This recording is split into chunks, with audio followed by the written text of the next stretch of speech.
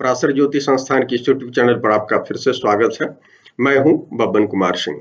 मित्रों, आज हम शुक्र के गोचर की चर्चा करेंगे। आपको पता है शुक्र जो है राशि बदलने वाले हैं। ये जो है अपने मित्र शुक्र की राशि से निकलकर अपनी उच्च की राशि मीन में जाने वाले हैं। ये जो बदलाव हो रहा है 17 माने 16 और 17 मार्च की रात में हो रहा है। 17 तारीख अंग्रेजी जो तारीख होगी वो 17 मार्च का होगा और यदि ये रात में 2:28 पर भोपाल के समय के अनुसार, पंचांगों के अनुसार 3:30 के आसपास है।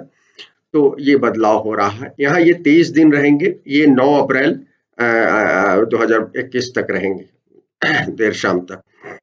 मित्रों, ये इस समय जो बदलाव हो रहा है तो पंचांग की जो स्थिति है, फागुन शुक्ल 4 में ये बदलाव हो रहा है। ये चतुर्थी तिथि है, बुध इसके स्वामी होते हैं, मंगलवार का दिन है। क्योंकि पिछला ही दिन लिया जाएगा, रात में जब बदलाव होता है तो पिछला तिथि लेते हैं अपन, तो मंगलवार दिन लिया जाएगा। तो मंगल इसके स्वामी हुए। अश्विनी नक्षत्र है जिसके स्वामी केतु होते हैं। इंद्र योग है जिसके स्वामी जो होते हैं राहु होते हैं। वणिज करण होगा जिसके स्वामी शुक्र है। और ये शनि के होरा में बदलाव हो रहा है। यहाँ एक चीज माफी चाहता हूँ, पिछले वीडियो में सूर्य में हमने माघ शुक्ल द्वितीया बोल दिया था, वो फागुन शुक्ल द्वितीया होगा।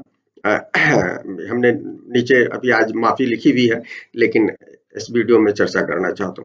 तो मित्रों, ये जो है इस पंचांग की जो स्थिति है, इसमें शुक्र वणिजकरण केवल है। और यदि देखिएगा लगभग इस पर जो प्रभाव है, पाप ग्रहों का प्रभाव ज्यादा है, मंगल का है, केतु का है, राहु का प्रभाव है।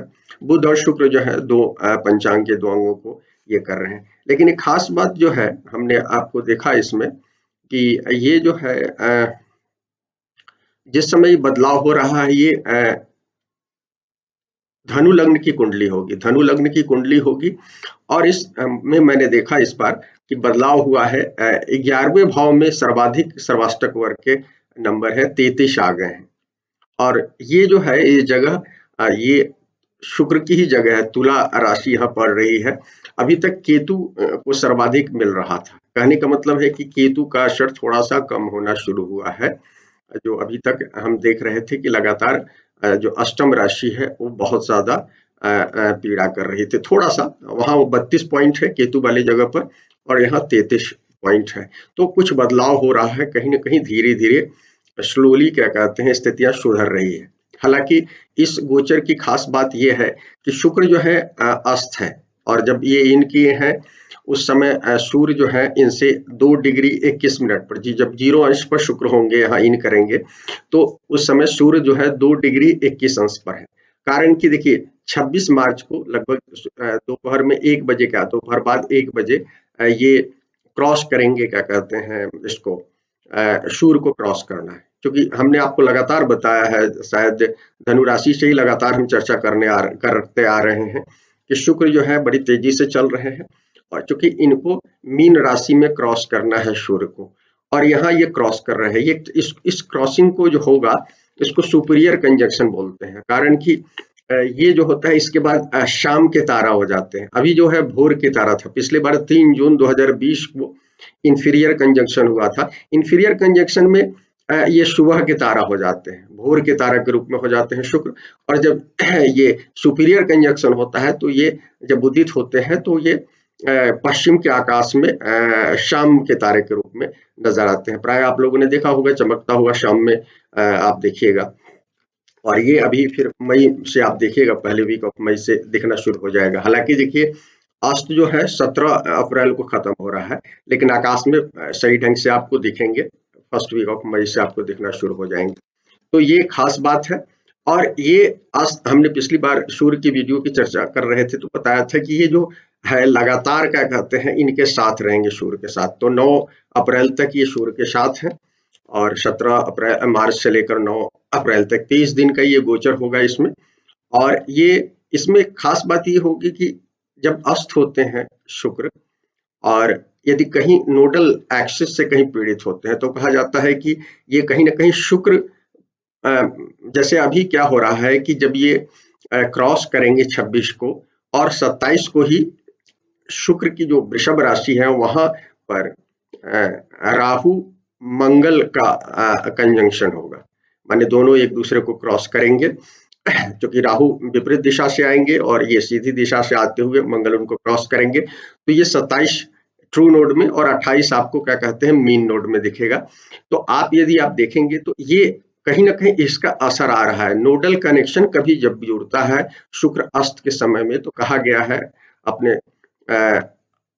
ज्योतिष के ग्रंथों में कि ये कहीं ना कहीं शुक्र की पीड़ा को बताता है। तो शुक्र की पीड़ा जो स्वास्थ्य के मामले में जो होती है सबसे ज्यादा इस समय में देखा जाता है कि आपका किडनी डैमेज हो सकता है, या किडनी की बीमारी के पता लग सकता है, या आपको मधुमेह संबंधी कुछ पीड़ा आपके सामने आ सकती है। तो शुक्र की और भी चीजें हो सकती है, ग्लैंड्स को भी रिप्रेजेंट करता है, तो ग्लैंड्स की भी कुछ समस्याएं आ सकती हैं स्त्रियों में स्पेशली और पुरुषों में भी। तो ये चीजें आपको ये ध्यान रखना है। तो इस समय कई लोगों को मधुमेह की शिकायतें उभर सकती है पहली दफा, और जिन लोगों को पहले से है उनका इस समय प्रभाव बढ़ सकता है, पहली चीज। दूसरी चीज ये है कि किडनी की संबंधी जिन लोगों को बीमारियां हैं उनको भी इस पीरियड में सावधान रहने की जरूरत है, क्योंकि ये अस्त है और सूर्य के साथ गोचर कर रहे हैं। तो इस दौर में आपको ये विशेष रूप से ध्यान रखना होगा। ये 26 को जब ये क्रॉस करेंगी तो ये 20 अंश पर हो रहा है क्रॉसिंग, और देखिए वहाँ टॉरस में जो होगा वो भी माने लगभग इसी अंश पर के आसपास में मंगल क्रॉस कर रहे हैं और राहु। तो हालांकि डिफरेंट साइन होगा, लेकिन शुक्र की साइन है, और ये जो हो रहा है ये जलीय राशि में हो रहा है, और वो घटना हो रही है पृथ्वी तत्व राशि में। लेकिन क्या है कि एक अच्छी बात यह है कि दृष्टि रहेगी, क्या कहते हैं, गुरु की दृष्टि रहेगी, जो चूंकि पृथ्वी तत्व राशि पर में ही गुरु अभी चल रहे हैं 5 अप्रैल तक, तो गुरु की दृष्टि जो है राहु और मंगल के कंजंक्शन पड़ेगा, तो थोड़ा सा कंट्रोल रहेगा कहीं ना कहीं। और हमने आपको बताया कि केतु वाले पॉइंट से शुक्र वाले पॉइंट पर आया है, तो कुछ सुधार तो दिख रहा है, लेकिन उसके बावजूद हम आपको बताना चाहेंगे कि आपको सावधान रहने की जरूरत है। ये इसके बाद हम आपको बताना चाहते हैं कि मीन राशि में गोचर होता है। तो मीन राशि का मतलब क्या? मीन जो है कालपुरुष कुंडली की अंतिम राशि है, 12वीं राशि है, और यहाँ क्या कहते हैं शुक्र या शुक्र समेत सभी ग्रह जो है राशि चक्र का परिक्रमा अपना पूरा करते हैं। और खास बात यह है कि शुक्र जब यहाँ आते हैं तो ये उच्च राशि है इनकी। उच्च राशि कहाँ है ये? इनका जो मैक्सिमम एग्जाल्टेशन पॉइंट है वो रेवती में 27 डिग्री पर आता है, एक तरह से अंतिम नवांश में आता है। जो 108 नवांश होते हैं उसके अंतिम नवांश वाले हिस्से में आता है, ये 27 डिग्री पर माना गया है कि ये उच्चतम बिंदु होता है। तो रेवती के अंतिम नवांश में ये होगा। तो अब ये इसमें देखिए खास बात ये कि राशि और वो हालांकि वर्गोत्तम की स्थिति होगी, क्योंकि वो 12 नंबर दोनों होगा, लेकिन इस मामले में जो हम बराबर कहते आए हैं कि जब भी शुक्र 12 नंबर राशि में हो तो आप याद रखिए कि ये जो है आपको सबसे ज्यादा इस जिन लोगों की कुंडलियों में जन्म कुंडलियों में यहाँ है तो उनको धर्म के रास्ते पर चलना चाहिए, क्योंकि ये गुरु की राशि में एग्जाल्ट करते हैं। यदि ये उच्च उच्च माने गए हैं तो इसलिए माने गए हैं, गुरु इनके दुश्मन ग्रह हैं, दोनों एक दूसरे से शत्रुता रखते हैं, लेकिन यहाँ आकर ये उच्च ये करते हैं। तो कहीं ना कहीं ये हमारे जीवन में भौतिकता से ऊपर उठने का कहीं ना कहीं इंडिकेशन है। तो जो लोग जिनकी जन्म राशियों में शुक्र 12वीं मीन राशि में है, तो उनको हमेशा याद रखना चाहिए कि उनको अपने जीवन में शुक्र के कारकत्व में कभी भी गलत काम नहीं करना चाहिए। यदि धर्म पूर्वक, जैसे शादी पहली चीज होती है, विवाह सुख जो है वो शुक्र देता है, तो यदि आप अपने विवाह सुख में यदि कोई छल प्रपंच नहीं करते हैं, यदि आप अपने साथी के साथ आस्था के साथ जीवन जीते हैं, तो आपको ये एक एग्जैक्टली शुक्र जो है आपको इस दुनिया में भौतिक सफलता भी देंगे और कहीं ना कहीं आध्यात्मिक सफलता भी देंगे, दोनों चीजें। इसके बाद दूसरी चीज है, यदि आपको शुक्र यहाँ है तो यदि आपने वैवाहिक संबंध में या रिलेशनशिप में कुछ गड़बड़ियां की, तो आप देखिएगा कि अर्थ में भी कहीं ना कहीं आपको दिक्कतें होंगी, कहीं ना कहीं आने वाले समय में किसी पीरियड में आपको भौतिक प्रभाव भी कहीं ना कहीं खराब होगा।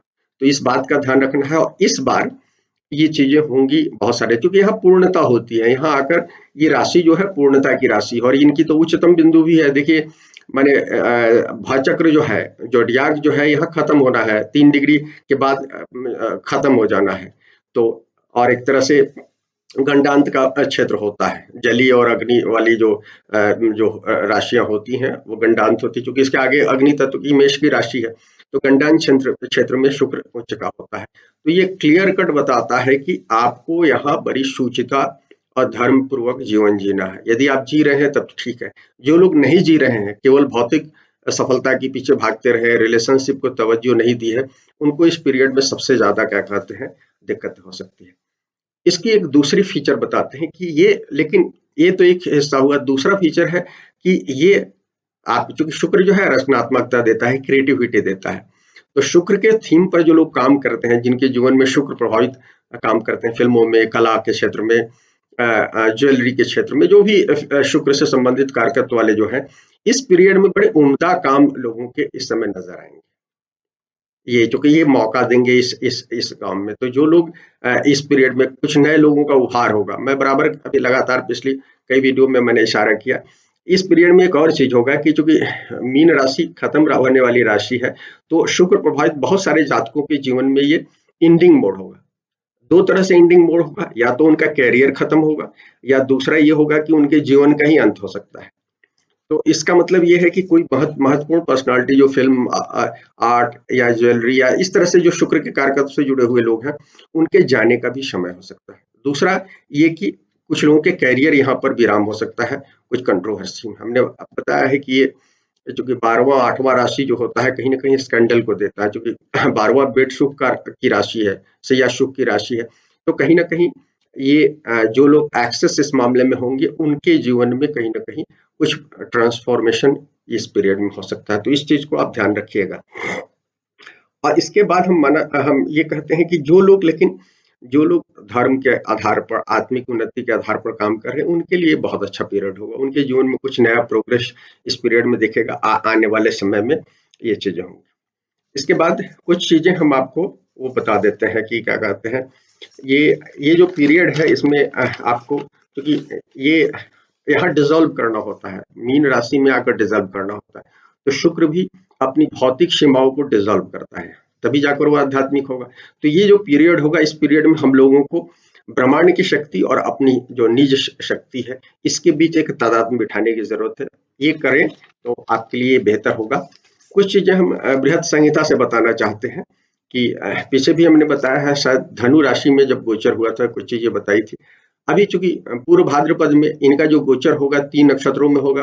पूर्व भाद्रपद का अंतिम चरण में होगा, एक चरण जो होता है अंतिम चरण 3:20 तक, वो पूर्व भाद्रपद होगा। उसके बाद 3:20 से लेकर 16:40 तक का जो हिस्सा होगा वो उत्तर भाद्रपद शनि का नक्षत्र होगा, और उसके बाद रेवती अंतिम नक्षत्र होगा। तो ये 3 नक्षत्रों में होगा। तो बृहद संहिता में लिखा हुआ है कि पूर्व भाद्रपद में जब शुक्र का गोचर होता है, जब वो इससे गुजरते हैं, तो ज्वारियों को कुरु प्रदेश और पंचाल प्रदेश, कुरु प्रदेश और पंचाल दिल्ली से लेकर आप कह सकते हैं हरियाणा, पंजाब वाला हिस्सा कह सकते हैं, कुछ आप हिमाचल वाला भी हिस्सा कह सकते हैं। तो इस हिस्सों में क्या कहलाता है कि लोग पीड़ित हो सकते हैं। जुआरी जो होंगे, जो लोग सट्टेबाजी वगैरह में काम करते हैं, शहर में भी हो सकते हैं, और ऐसे जुआ खेलते हैं, उन लोगों के जीवन में कुछ दिक्कतें हो सकती हैं। और इस क्षेत्र को की पीड़ा को बता रहे हैं। यहाँ हम बता रहे हैं कि देखिए, अभी हरियाणा, पंजाब महत्वपूर्ण रूप से किसान आंदोलन, पश्चिम उत्तर प्रदेश जो है किसान आंदोलन में सूत्रधार है। तो आप देखेंगे कि इस महीने कुछ डेवलपमेंट होगा, क्योंकि सूर्य और शुक्र मिल रहे हैं। तो ये कहीं ना कहीं एग्रीकल्चर जो एजिटेशन चल रहा है, इस मामले में भी कहीं ना कहीं क्या कहते हैं, कुछ निर्णय पर पहुंचने की स्थिति दे रही है। सरकार कुछ पहुंच सकती है, या ये लोग हो सकते हैं कुछ। इस समय में कुछ डेवलपमेंट इस फ्रंट पर दिख रहा है। हालांकि पूर्व भाद्रपद में जब शुक्र गुजरते हैं तो बारिश अच्छी कराते हैं, ये एक है। हालांकि अभी बारिश का मौसम नहीं है, लेकिन जो अभी हो रहा है, मौसम में जो परिवर्तन हो रहा है वेस्टर्न डिस्टर्बेंस के कारण, जो भी कह लीजिए, तो ये कहीं ना कहीं कुछ अचानक से बारिश अभी पिछले दिनों हुई, फिर से हो सकती है। हालांकि हो ही गई है, पूर्व भाद्रपद का हिस्सा मेजर में हो चुका है, तो आप इस मामले को छोड़ दीजिए। इसके बाद उत्तर भाद्रपद में जब ये गोचर करते हैं शुक्र, तो कहते हैं फल फूल और मूल। मूल मतलब जो मूली है, जो नीचे कंदा कंदा होते हैं, जो जमीन के अंदर होते हैं, ये जो होते हैं, इनको पीड़ित करते हैं। तो कहीं ना कहीं इसमें, कहीं ना कहीं इस तरह के जो पौधे होंगे, फल फूल को थोड़ा सा नष्ट करेंगे और मूल वाले जो पौधे होंगे उसको नष्ट करते हैं। रेवती में जब गोचर करते हैं तो ये ट्रेवलर साइन है कहीं ना कहीं रेवती। आपको पता है बुद्ध का वो नक्षत्र है रेवती, तो ट्रेवलर को कहीं ना कहीं जो लोग बहुत यात्राएं करते हैं उनको दिक्कत देते हैं, और जो सेनाएं कूच कर रही होती हैं, जो लोग मोर्चे पर लगे हुए हैं, उन सेनाओं के लिए खराब हो सकता है। अभी देखिए स्थितियां कुछ है, मंगल राहु बने हुए हैं, तो कुछ युद्ध वाले जो मोड में लोग होंगे उनके बारे में कुछ निगेटिव खबरें आप सुन सकते हैं, ये है। इसके अलावा कहता है कि शुक्र जब शुक्र से आगे मंगल का गोचर हो, क्योंकि अभी मंगल आगे चल रहे हैं शुक्र से, क्योंकि वो वृषभ में शुक्र की राशि में चल रहे हैं और मंगल जो है अंतिम राशि में चल रहे हैं। तो मंगल जब आगे होते हैं तो कहते हैं कि अग्नि, शस्त्र, अकाल, अनावृष्टि और चोरों से आम लोग पीड़ित होते हैं। माने अग्नि का भय होगा, देख ही रहे हैं आप, शस्त्र का भय होगा, अकाल पड़ सकता है, बारिश नहीं होने की स्थिति हो सकती है, हालांकि बारिश का मौसम नहीं है, बारिश का मौसम नहीं है, लेकिन कई बार ऐसा होता है, और चोर डकैतों की स्थितियां अभी मजबूत हो सकती है, ये चीजें हैं। इसके अलावा कहता है कि उत्तर दिशा में स्थित जंगल और स्थावर जो जीव जंतु हैं उनको कहीं ना कहीं प्रॉब्लम होती है। इसके अलावा अग्नि, बिजली और धूल से कहीं ना कहीं सारी दिशाएं प्रभावित होती है इस पीरियड में। तो ये अभी महीना जो है वो बता ही रहा है। अभी देखिए फागुन जो होता है होली का समय है, और आप देखते हैं बदलाव होता है, और इस समय चूंकि इस साल जो है मौसम जो है डिफरेंट है, तो पिछले सालों से चल रहा है, तो इस तरह की कुछ चीजें आप इस समय देख सकते हैं। एक चीज, हालांकि इस महीने नहीं हो रहे हैं, ये 17 तारीख को जब मेष में जाएंगे तो उदय होगा, 17 अप्रैल को अश्विनी नक्षत्र में लगभग 10 डिग्री के आसपास में शुक्र उदय हो रहे हैं। कहता है शुक्र जब उदय होते हैं तो धन धान की बहुलता होती है और दूध की बहुलता होती है, दूध और धन धान की बहुलता होता है। हालांकि वातावरण में एक भय वाला वातावरण रहता है। ये बृहद संहिता जो है वराहमिहिर का, इसमें कुछ चीजें थी, और जो कि हम चर्चा इस समय हो रहा है तो हमने बताया। अब फटाफट हम लोग मित्रों ये हम आपसे क्या कहते हैं बता देते हैं, राशिफल की बात कर लेते हैं, लंबा वीडियो हो रहा है मित्रों। मेष, ये आप लग्न से भी देखिए और इससे भी देखिए, राशि से भी देखिए। मेष लग्न राशि में क्या होता है, दूसरे और सातवें के स्वामी होते हैं, और गोचर हो रहा है 12वें में। शुक्र का गोचर 12वां गोचर अच्छा कहा गया, 8वां भी कहा गया है अच्छा, और 12वां भी कहा गया। हालांकि इसके बावजूद हम थोड़ा सा इसमें कुछ दिक्कतें देखते हैं, हम बताते हैं आपको। तो ये इस पीरियड में क्या होगा कि खर्च बढ़ा रहेगा, आपका भौतिक सुख सुविधाओं पर आप खर्च करेंगे अपने, माने कहीं ना कहीं अपने सेटिस्फेक्शन के लिए ये चीज होगा, लेकिन कहीं ना कहीं इसके कारण फाइनेंशियल क्रंच कुछ लोग जा सकते हैं। अब इस समय ऐसा नहीं है बहुत ज्यादा, पिछली वीडियो में भी मैंने बताया था, मेष के जातकों को थोड़ा सावधान रहना चाहिए। हालांकि जो लोग विदेश से जुड़े हैं उनके लिए फायदा है, आप ट्रेडर हैं या एमएनसी वगैरह में काम करते हैं, विदेश में वैसे हैं, तो ऐसे लोगों के लिए ठीक है, लेकिन थोड़ा सा आंख का ध्यान रखिए, खासकर बाएं आंख का ध्यान रखिएगा। इस पीरियड में दफ्तर में आपको, यदि आप देश में काम कर रहे हैं तो दफ्तर में कुछ आपके विरोधी सक्रिय हो सकते हैं। हालांकि शुक्र का गोचर अच्छा कहा गया है, तो व्यापारी वगैरह के लिए फायदेमंद हो सकता है, इब निवेश वगैरह भी कर सकते हैं, लेकिन सावधानी से कीजिएगा, हम ये जरूर कहेंगे, और आंख का स्पेशली ध्यान रखिएगा। और चूंकि मंगल राहु से प्रभावित हो रहे हैं, उसके कारण यदि आप कहेंगे तो आपको कहेंगे कि अस्थि का भी प्रॉब्लम हो सकता है कुछ लोगों को, चूंकि ये ध्यान रखिए सूर्य भी यहाँ बैठे हुए हैं, तो अस्थि की प्रॉब्लम हो सकती है, ब्लड से संबंधित हो सकती है, कुछ लोगों को एक्सीडेंट, तो दूसरे ग्रहों के असर से चीजें दिख रही हैं। मित्रों, अब वृषभ लग्न राशि की बात करते हैं। इसमें पहले और छठे भाव के स्वामी, मूल त्रिकोण छठा होता है, तो सम जैसा रिजल्ट देते हैं। 11वें भाव में जा रहे हैं, तो 11वें भाव में गोचर अच्छा कहा गया है सभी ग्रहों का, तो आपको स्वाभाविक है, आपको दफ्तर में और कामकाज में लाभ दिख रहा है। नौकरी कर रहे हैं तो कई लोगों का प्रमोशन हो सकता है, नेटवर्क विस्तार की स्थिति दिख रही है, बड़े भाई वगैरह से भी फायदा हो सकता है। एजुकेशन फील्ड में है तो आपको, चूंकि वीनस भी एजुकेशन को रिप्रेजेंट करता है, प्राइमरीली तो गुरु और बुध करते हैं, लेकिन चूंकि ये भी गुरु है तो इसलिए खासकर आप अलग तरह के कुछ काम करते हैं तो निश्चित रूप से शिक्षा में कॉम्पिटिटिव एग्जाम वगैरह छात्र जो दे रहे हैं उनके लिए भी अच्छा होगा। कुछ लोगों को संतान लाभ दे सकता है, स्पेशली शुक्र है यहाँ प्रभावी है, हालांकि गुरु भी रहेंगे, तो आपकी कुंडली पर निर्भर करेगा संतान लड़का होगा या लड़की होगा। शुक्र चूंकि मीन जो होते हैं बहु प्रसव राशि कही गई है, तो बहु प्रसव होने पर संतान देने की योग्यता होती है। सूर्य और शुक्र दोनों गुजर रहे हैं तो संतान, क्योंकि पांचवी जो है काल पुरुष कुंडली में स्वयं सूर्य उसके स्वामी होते हैं, तो संतान बहुत सारे, खासकर नए जो लोग शादीशुदा लोग हैं उनके जीवन में संतान का ये पीरियड हो सकता है। मित्रों, ये महिलाओं के लिए भी बहुत अच्छा होगा क्योंकि ये शुक्र जा रहा है, उच्च का हो रहा है और वृषभ भी महिला राशि है, तो इसलिए आप महिलाओं के लिए अच्छा पीरियड हो सकता है। मित्रों, मिथुन लग्न राशि की बात करते हैं, इसमें 5वें और 12वें भाव के स्वामी होते हैं और 10वें घर में जा रहे हैं। देखिए, 5वें के स्वामी है इसलिए शुभ है। 12वें के पराशर ऋषि ने कहा है कि 12वें घर और दूसरे घर के बारे में कि दूसरी राशि देखनी चाहिए, तो 5वें के स्वामी है त्रिकोण भाव के हैं, तो और 10वें भाव में जा रहे हैं, तो आपको निश्चित, हालांकि देखिए शुक्र का 10वें भाव का गोचर अच्छा नहीं बताया गया है चंद्रमा से स्पेशली, तो लेकिन ये जनरली देखा गया है नौकरी में आपको फायदा हो सकता है, सरकार से भी फायदा हो सकता है। वो भी क्योंकि सामने दृष्टि जा रही है चौथे भाव पर, तो आपको भूमि वाहन वगैरह का सुख हो सकता है। जरूर थोड़ा सा माता का हेल्थ का ध्यान रखिएगा क्योंकि उसके साथ है माता, और कुछ लोगों के पिता के मामले में भी हो सकता है, कुंडली देख लीजिए। और इस पीरियड में ऐसे लोगों को शिक्षा और जो लोग स्किल डेवलपमेंट वगैरह कर रहे हैं शुक्र से संबंधित खास के क्रिएटिविटी मामले में, ऐसे लोगों को फायदा हो सकता है। लेकिन एक और चीज कहेंगे, शुक्र खराब माना गया है, तो निश्चित रूप से ये कहीं ना कहीं आपको थोड़ी सी चिंता इस पीरियड में ज्यादा हो सकती है किसी भी चीज को लेकर, तो चिंता थोड़ा सा कम कीजिए। मित्रों, कर्क लग्न राशि की बात करते हैं, इसमें चौथे और 11वें भाव के स्वामी होते हैं, 9वें में जा रहे हैं। देखिए, 9वां भाव क्या होता है, तीर्थ यात्रा का भाव होता है, विदेश यात्रा का भाव होता है, खासकर एजुकेशन के हिसाब से। तो कुछ लोग पढ़ने लिखने के लिए बाहर जा सकते हैं, तीर्थ यात्राएं हो सकती है, आध्यात्मिक चीजें हो रही हैं। अभी देखिए ये हरिद्वार में कुंभ होने वाला है, तो कई सारे लोग कर्क के लोग विजिट कर सकते हैं।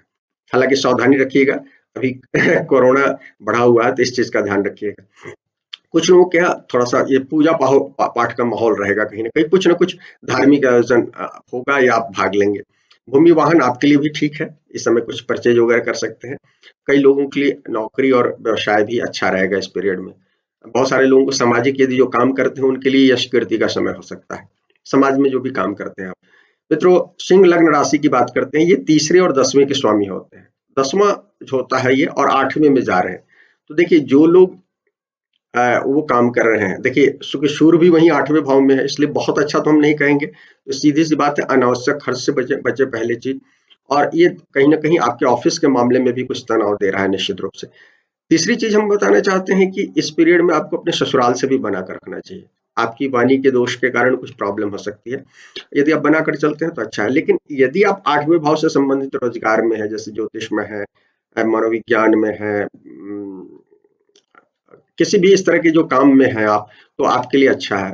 आप ये आपके लिए अच्छा हो सकता है, रिसर्च वगैरह कर रहे हैं तो आपके लिए अच्छा पीरियड हो सकता है। लेकिन अन्यथा दिक्कत हो सकता है। इवन लॉयर और डॉक्टर जैसे लोगों के लिए भी फायदेमंद हो सकता है यदि ये स्वभाव से काम करते हैं। मित्रों, कन्या लग्न राशि की बात करते हैं, ये जो है इनका दूसरे और 9वें भाव के स्वामी होते हैं और इस 7वें भाव में जा रहे हैं। तो देखिए, कई लोगों के जीवन में ये विवाह की स्थिति क्रिएट कर, हालांकि इस पीरियड में विवाह नहीं होने जा रहा है, क्योंकि अभी देखिए मीन में शुक्र जब ये आ जाते हैं, सूर्य आ जाते हैं, तो शादियां नहीं होती है, मलमास होता है, तो शादियां, लेकिन शादियां तय हो सकती है, ये चीजें दिख रही है। क्योंकि वैसे भी गुरु भी ठीक होने वाले हैं, गुरु 11 नंबर में जा रहे हैं, तो शादियां तो होनी है, अप्रैल मई में शादियां होनी है कुछ दिनों के लिए। तो आप कुछ लोगों का शादी तय हो सकता है। व्यापार नौकरी भी कुल मिला जुला कर अच्छा कर सकते हैं इनके लिए। लेकिन एक चीज ध्यान रखिएगा कि दफ्तर में आपको कुछ नाराजगी हो सकती है अपने सीनियर से, आपको अपनी नाराजगी नहीं जतानी है, इस बात का ध्यान रखिए। महिलाओं के लिए जो कन्या लग्न की महिलाएं हैं उनके लिए अच्छा गोचर हो सकता है, और बहुत सारे लोग के पार्टनर से लाभ की स्थिति दिख रही है। यात्राएं यदि आप करते हैं, क्योंकि 7वां भाव यात्रा का भाव है, खासकर विदेश से जुड़ता है, लंबी यात्रा कर सकते हैं, तो ये शुभ है इनके लिए। इनके लिए भी कन्या जातकों के लिए ये कुछ अचानक से कुछ फायदा हो सकता है पिछले कर्म के कारण, ये चीज दिख रहा है। मित्रों, तुला लग्न राशि की बात करते हैं, तुला में 1 और 8वें के स्वामी होते हैं और छठे में जा में। छठा भाव शुक्र के लिए अच्छा नहीं कहा गया है, ऐसे भी त्रिक भाव है और छठा अच्छा नहीं कहा गया है। छठे में शुक्र आते हैं तो कहीं ना कहीं महिलाओं से या शुक्र की चीजों से आपको स्वाभाविक आपका वो नहीं होता है, कहीं ना कहीं वैमनस्य होता है अंदर से, अनकॉन्शियस सबकॉन्शियस लेवल में ये प्रॉब्लम होती है, तो इसके कारण कहीं ना कहीं दिक्कत होती है।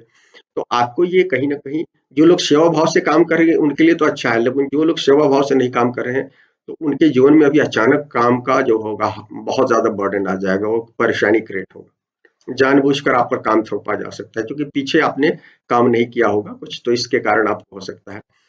इसके कारण कहीं ना कहीं क्राइसिस, उसके अलावा इकोनॉमिक क्राइसिस भी आपको बताता है 6th हाउस कहीं ना कहीं।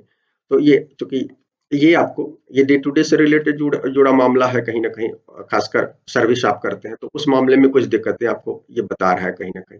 कुछ लोगों की सेहत भी खराब हो सकती है जिनके पहला और छठा भाव गड़बड़ हो, मैंने मिथुन कमजोर, मैंने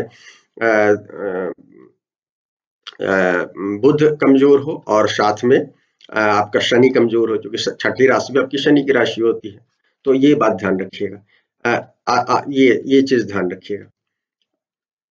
मित्रों, वृश्चिक लग्न की बात करते हैं। वृश्चिक लग्न राशि के लिए जो है, सॉरी मैं अभी तुला की बात कर रहा था मित्रों। तो तुला में शुक्र चूंकि कंबस्ट हो रहे हैं तो इसलिए हेल्थ आपको ध्यान रखना है। और दूसरी चीज ये है कि क्या कहते हैं, आपकी कुंडली में ऑलरेडी शुक्र यदि खराब होंगे तो आपको ज्यादा दिक्कतें होंगी, क्योंकि 7 नंबर का मतलब है कि यहाँ आपका गुरु, अभी गुरु कमजोर है ट्रांजिट में, तो गुरु और शुक्र यदि आपकी कुंडली में, ओरिजिनल कुंडली में खराब होगा तो हेल्थ प्रभावित हो सकता है, इसलिए आपको ध्यान रखना है। मित्रों, अब हम वृश्चिक लग्न राशि की बात करते हैं। इसमें 7वें 12वें भाव के स्वामी होते हैं।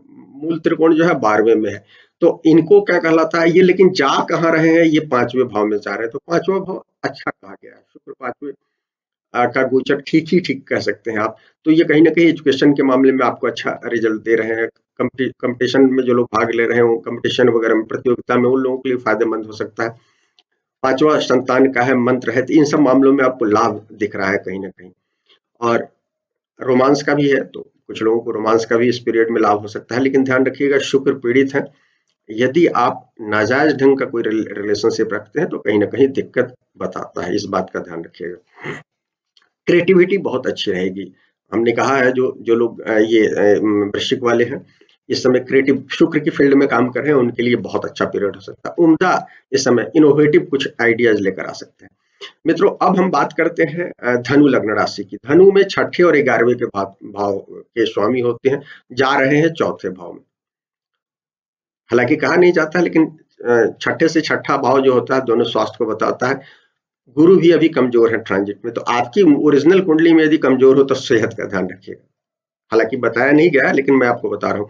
इसके बाद जनरली ये अच्छा है, क्योंकि चौथे भाव में जा रहा है, तो कहीं ना कहीं आपको ये इस समय थोड़ा सा मकान वाहन का भी फायदा हो सकता है। लेकिन आपकी माता वगैरह के सेहत में थोड़ा सा प्रॉब्लम हो सकता है, इस बात का ध्यान रखिएगा। स्वयं आपके मामले में भी यदि आपका गुरु कमजोर हो तो ध्यान रखिएगा। इस पीरियड में कुछ लोग विलासिता पर ज्यादा खर्च कर सकते हैं, घर के मामले में रिनोवेशन करा सकते हैं। कुछ लोग नया खरीदने के बारे में सोचते हैं। इंतजार कीजिए, अभी थोड़ा सा इंतजार कीजिए, गुरु को मजबूत होने दीजिए। हालांकि 5-6 को आ रहे हैं, लेकिन अभी मजबूत होने में समय लगेगा। ये जो है, ये नौकरी व्यापार वगैरह में ठीक आप कह सकते हैं।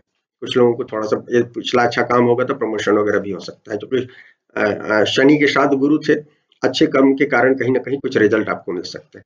मित्रों, मकर लग्न राशि की बात करते हैं। 5वें और 10वें माने ये योग कारक ग्रह होते हैं मकर और कुंभ के लिए, ये तीसरे भाव में जा रहे हैं। ठीक है, तीसरा भाव बहुत बुरा नहीं होता है, अच्छा ये, लेकिन शुक्र और गुरु जैसे ग्रह बहुत उम्दा काम नहीं कर पाते हैं। लेकिन कहीं ना कहीं यदि आप मेहनत किए हैं तो नौकरी में इस समय आपको अच्छा पराक्रम से आपके कहीं ना कहीं अच्छी स्थिति हो सकती है। विदेश से भी कुछ लोगों को लाभ हो सकता है, या तो विदेश के लिए प्रयत्नशील होगी। तीसरा जो होता है चौथे से 12वां होता है, तो ये कहीं ना कहीं उससे संबंधित चीजों को बताता है।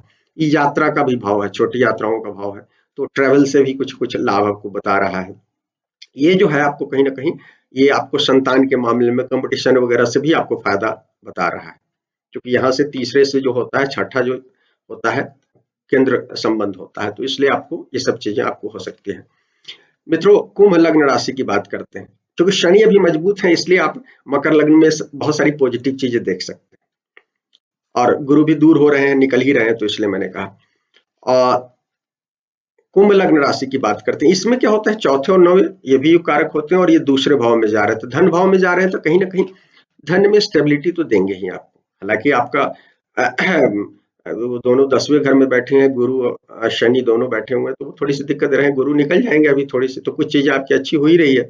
तो इस पीरियड में आप कहीं ना कहीं, और दूसरे भाव में जा रहे हैं, तो वाहन या जायदाद का, रियल एस्टेट में आप काम करते हैं, रियल एस्टेट में काम करने वाले लोगों को निश्चित रूप से ये पीरियड फायदेमंद हो सकता है, अर्थ लाभ कह सकते हैं आप। लेकिन आप भी अपने आंख का ध्यान रखिएगा, खासकर दाएं आंख का ध्यान रखिएगा, क्योंकि दूसरा भाव जो होता है दाएं आंख को बताते हैं, 12वां जो है बाएं को बोलते हैं, दूसरा दाएं आंख को बोलते हैं।